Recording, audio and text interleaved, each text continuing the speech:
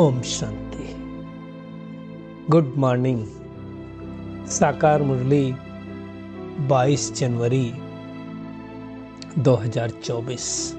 बाबा का मीठा मीठा पत्र हम मीठे मीठे बच्चों के लिए, मीठे मंथन के लिए। मंथन शुरू करने से पहले आज के समान में टिक जाते हैं और अनुभव करते हैं, मैं विघ्न हरता आत्मा हूं। न केवल अपने विघ्नों को अपितु अनेक आत्माओं के विघ्नों को हरने वाली आत्मा हूं। आज की साकार मुरली में बहुत सारे जोड़ीदार शब्द आए, बहुत सारे जोड़िया शब्द आए।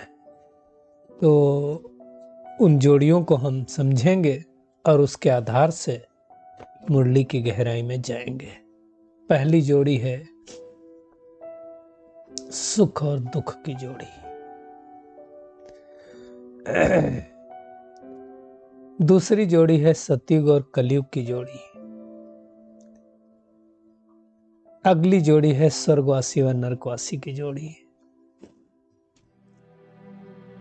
अगली जोड़ी है राम राज्य और रावण राज्य।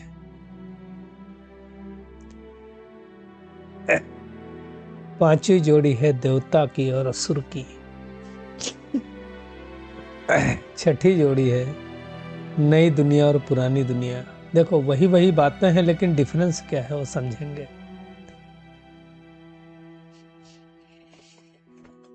अगली जो जोड़ी है वो है भ्रष्टाचारी और शिष्टाचारी की जोड़ी। नेक्स्ट जोड़ी है हेल और हेवन की। अगली जोड़ी है लून पाने की, मीठे और खारे की।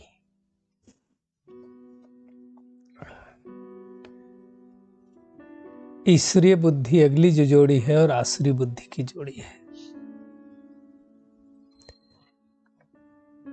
पारस बुद्धि और पत्थर बुद्धि की अगली जोड़ी है। और लास्ट जोड़ी है योगी आत्मा और प्रयोगी आत्मा, योगी और प्रयोगी की जोड़ी। हम इन एक एक जोड़ियों की गहराई में जाएं अगर, तो सुख और दुख की जोड़ी। अब देखो इस समय कलयुग में दुख तो है लोगों को, सुख कम है, दुख ज्यादा है। सुख नहीं है ऐसा नहीं कहेंगे, लेकिन परसेंटेज ज्यादा है। और बाबा ने कहा अगर तुम्हें संपूर्ण सुखी बनना है तो तुम्हें संपूर्ण पावन बनना पड़ेगा। किसी को दुख नहीं दे सकते, क्योंकि जो आत्मा पतित होती है वो तो दुख देती है ना। तो हमें मनसा वाचा कर्मणा किसी को दुख नहीं देना है।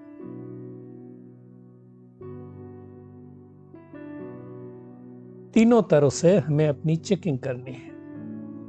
कर्मेंद्रियों से कोई विकर्म ना हो, इसका ध्यान रखना। और इसका ध्यान कब रख सकेंगे? जब हम बाबा के फरमान पर चलते रहेंगे। दूसरी जो जोड़ी है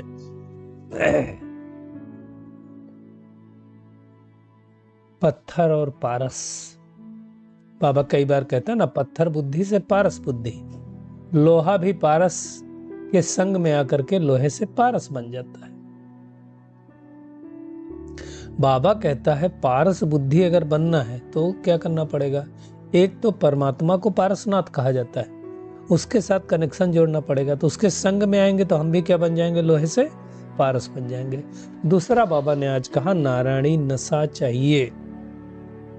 जो ब्रह्मा बाबा को रहता था कि ये वाली ड्रेस मेरी नारायण वाली टंगी है, थोड़े दिन बाद उतार के पहनने वाला हूं, तो नशा चाहिए। नशा कब चढ़ेगा? जब देह अभिमान टूटा हुआ होगा, क्योंकि देह अभिमान सबसे बड़ी कड़ी से कड़ी बीमारी है। बाबा ने कहा जब तक देही अभिमानी नहीं बनेंगे ना, तब तक पारस नहीं बन सकते। और जो पारस बने होंगे वही बाबा की मददगार कर पाएंगे। तो बाबा को याद करेंगे, बाबा की सर्विस करेंगे, तो हमारी बुद्धि पारस बुद्धि बन जाएगी। और इसके लिए हमें पढ़ाई पर पूरा टेंशन देना है। अगली जो जोड़ी है वो सतयुग और कलयुग की है, स्वर्गवासी और नरकवासी की है। अभी देखो कोई तो ये नहीं कह सकता कि अभी सतयुग चल रहा है ना। कलयुग चल रहा है तो सारी दुनिया बोलेगी, स्वर्ग चल रहा कोई बोलेगा, सब कहेंगे नर्क चल रहा है। अब देखो जब कोई शरीर छोड़ता है तो कहते हैं स्वर्गवासी हुआ। बाबा कहते हैं उनसे पूछो, अगर स्वर्गवासी हुआ तो अभी स्वर्ग है कहाँ? अभी तो नरक है। इसका मतलब वो आत्मा जब पुनर्जन्म लेगी तो कहाँ आएगी? स्वर्ग में जाएगी कि नरक में जाएगी? ये उसको समझाना है ना। बाबा ने कहा तुम तो ना स्वर्गवासी हो ना नरकवासी, हम अभी स्वर्ग में भी नहीं रह रहे, लेकिन बुद्धि रूपी पांव अगर नरक से हट गए तो हम नरक में भी नहीं है। तो हम कहाँ हैं फिर? हम हैं पुरुषोत्तम संगम वासी, यानी मर्यादा पुरुषोत्तम। पुरुष माने होता आत्मा, आत्मा उत्तम बनने का जब पुरुषार्थ करती है उसी युग में है। अब दुनिया में तो कोई जानता नहीं है इस बात को। बाबा कहता है तुम ब्राह्मणों के सिवाय कोई नहीं जानता इस संगम युग को। संगम युग चल रहा है यही किसी को नहीं पता है। बाबा ने कहा वो तो सब रावण की जंजीरों में फंसे हुए हैं। रावण राज्य चला, राम राज्य तो है नहीं। तो अगली जो जोड़ी है राम राज्य और रावण राज्य। रावण किसको कहा जाता है? रावण कोई 10 सिर का व्यक्ति नहीं था, रावण विकार था जिसके अंदर 10 विकार थे। और रावण, राम राज्य क्या है वो भी कोई नहीं जानता है। राम राज्य का मतलब खाली इसको राम राज्य नहीं कहेंगे जो त्रेता के श्री राम वाला राज्य है, जिसके मंदिर की भी स्थापना कर रहे हैं। राम राज्य अर्थात जहां कोई दुख ना हो, जहां राम की सीता कोई हरे नहीं। बाबा ने कहा ये भी तुम समझते हो, वो भी नंबरवार। हर कोई तो उतना नहीं समझता है। इसलिए बाबा ने कहा सतयुग में जो रहते हैं वो स्वर्गवासी, और जो कलयुग में रहते हैं वो नरकवासी अर्थात पतित। पतित को नरकवासी कहा जाता है, पावन को स्वर्गवासी।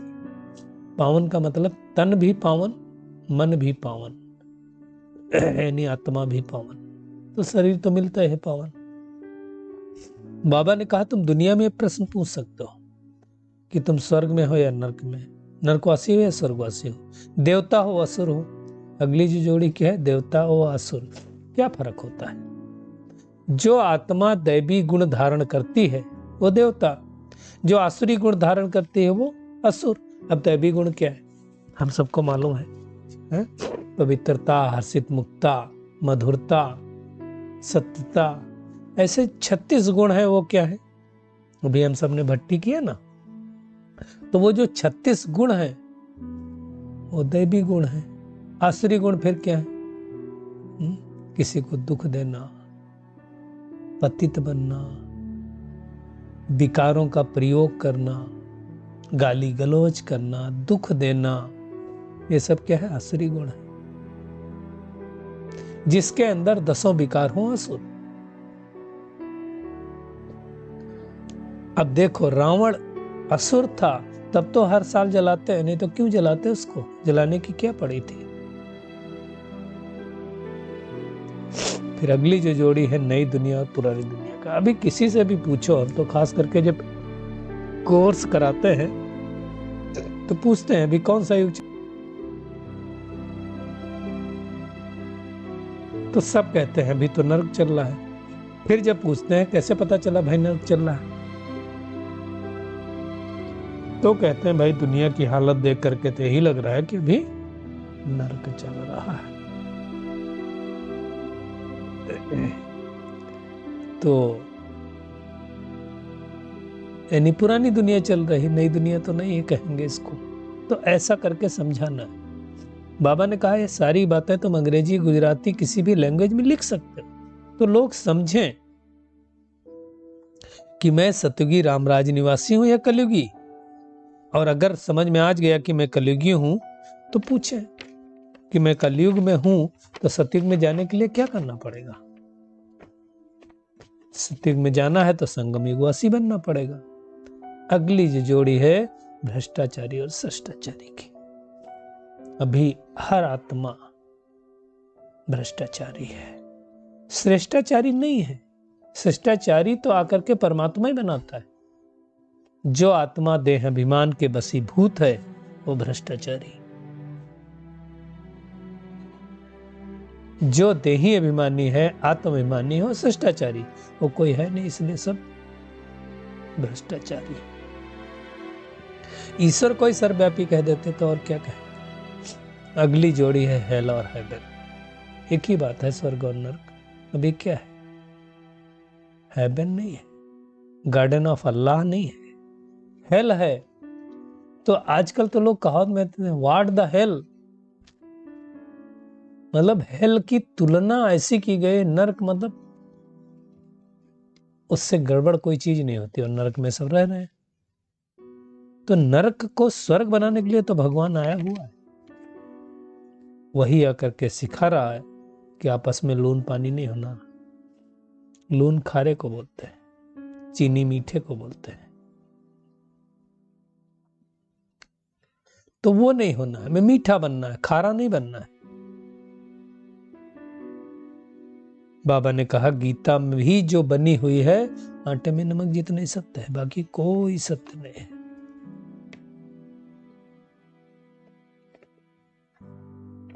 अगली जोड़ी है स्टूडेंट और टीचर की। बाबा ने कहा कभी कोई स्टूडेंट टीचर को भूलता है क्या? नहीं। और हम बच्चे कहते हैं बाबा को, घड़ी घड़ी हम भूल जाते हैं। क्यों? क्योंकि बाबा कहता है तुम्हारे अंदर देह अभिमान है, देही अभिमानी होंगे तो याद आता रहेगा। बाबा ने जब कहा मन मना भाव अपने को आत्मा समझो, तो ये फरमान क्यों नहीं मानना है? बाबा का फरमान है ना, सहज भी है। अगली जो जोड़ी है सहज और कड़े की। कड़ा भी है, जिसको ना समझ में आए, ना कर पाए, उसके लिए कड़ा है।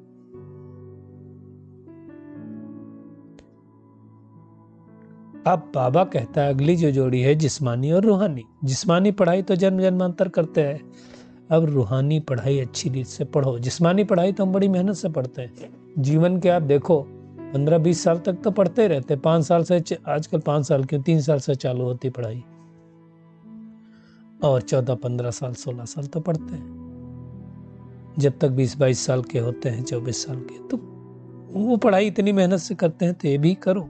बाबा कहते चाहिए क्या? रोटी टुक्कड़ चाहिए खाने के लिए। कई बच्चे हैं जिनके पास बाबा कहता है ब्याज से इतना पैसा आ सकता है जो कुछ करने की आवश्यकता नहीं है, तो भी आज बाबा ने शिकायत किया कई आत्माओं में देह अभिमान है, तो 5 मिनट भी यथार्थ रीति से बैठ नहीं सकते। तो फिर हम कैसे कह सकते हैं कि सारा दिन हम याद करते? बाबा कहता अगर सारा दिन याद करते होते तो कर्मातीत अवस्था हो जाती।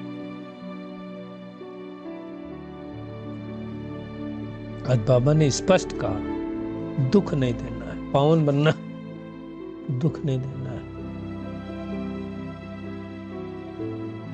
दुख देंगे तो पावन बन ही नहीं सकते। अगली जो जोड़ी है ईश्वरीय बुद्धि, आसुरी बुद्धि। कौन सी बुद्धि है हमारी? ईश्वरीय बुद्धि है तो विशाल बुद्धि होगी, दूरादेशी बुद्धि होगी, उसको हम देख पाएंगे। आसुरी बुद्धि होगी तो माया के जो चिंतन है उसमें हम लगे रहेंगे। तो चेक करना है हमें कि हम कितनी ईश्वरीय बुद्धि लेकर के नॉलेज को धारण करते हैं, क्योंकि नॉलेज सोर्स ऑफ इनकम है। ईश्वरीय पढ़ाई भी सोर्स ऑफ इनकम है ना। जिस्मानी पढ़ाई तो बहुत पढ़ करके बहुत दिन हो गया, तो अब क्या करना है? ईश्वरीय पढ़ाई पढ़नी। भागवत रामायण इसमें कोई नॉलेज नहीं है, कोई हम ऑब्जेक्ट ही नहीं, तो नॉलेज कहां से होगी? बाबा ने कहा बैच पर भी तुम किसी को बहुत अच्छे से समझा सकते हो।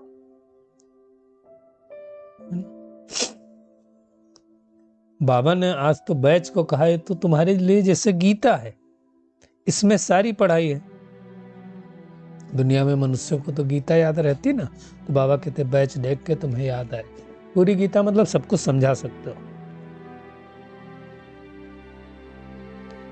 बाबा ने आज फिर कहा पत्थर बुद्धि को पारस बुद्धि बनाना कोई मासी का घर नहीं, इसमें बहुत मेहनत लगती है, क्योंकि आत्माएं सुनती नहीं जल्दी। हर कोई सोचता है कि हम क्यों बने।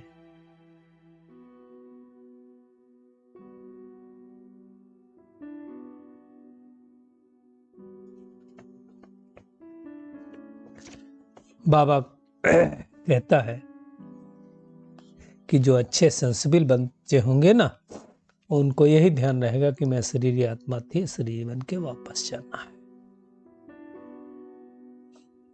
अगली जो जोड़ी है जो आज के वरदान में आई है, योगी आत्मा और प्रयोगी आत्मा। देखिए, अगर हम योग का प्रयोग नहीं करते तो प्रयोगी आत्मा कहीं नहीं जाएंगे।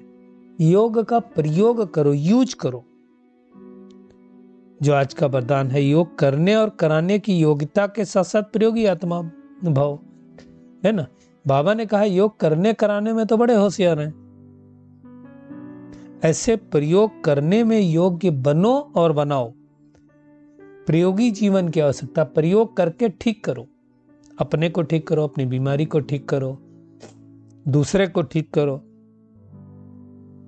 चेक करो कि हमारे संस्कार कहां तक, परिवर्तन में कहां तक हम प्रयोगी बने। सबसे बड़ा प्रयोग तय करो, गुस्सा आता था, गुस्सा कहां तक छूटा। क्योंकि श्रेष्ठ संस्कार ही श्रेष्ठ संसार की रचना करेंगे। नींव मजबूत नहीं है तो दीवार तो गिर जाएगी ना, तो वो चेक करना है।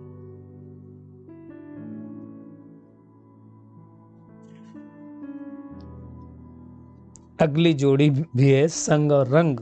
बाबा कहता है जो अनुभवी आत्माएं होती है ना, वो कभी वायुमंडल के संग व रंग में नहीं आती। संग का रंग खूब लगता है, हमें परमात्मा के संग का रंग लगाना है।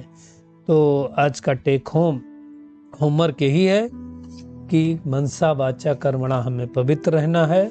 स्वर्गवासी बनने के लिए अपने को संगम युगी वासी समझना है, नरकवासी से बुद्धि हटा देनी है। कोई भी कर्मेंद्रियों से विकर्म न हो, उसका ध्यान रखना है ना। और देह अभिमान की बीमारी को छोड़ देना। और उसके लिए बाबा ने आज होमवर्क दिया, नारायणी नशे में रहना है। यही मेहनत करनी है, दृढ़ता की शक्ति का यूज करना है।